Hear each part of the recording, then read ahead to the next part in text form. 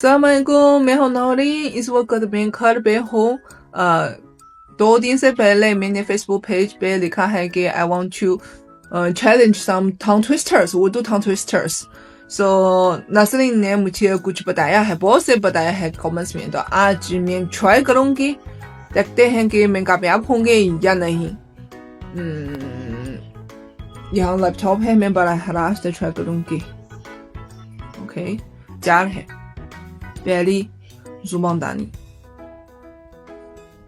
समझ समझ के को समझ समझ के समझ समझ के समझ समझ समझ के समझ को समझो समझ समझ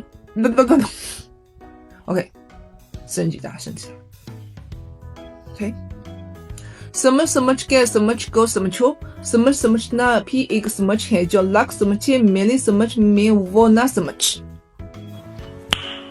Nice. दूसरे oh my god, मुझे लगता है कि ज्यादा मुश्किल है। खड़क सिंह के खड़कने से खड़ती हैं खिड़कियां, खिड़कियों के खड़कने से खड़ता है खड़क Singh. Oh my god, that's so good. Next one. पके पैर को बका बबीता, पका पैर या बका बबीता, पके पैर को पकड़े पंको पकड़े पका बबीता। क्योंकि मुझे लगता है कि ये वाला बहुत आसान है, लेकिन हकीकत में जब मैं पढ़ी थी इन्हीं आसान नहीं। फिर आखिरी वाला, आखिरी वाली।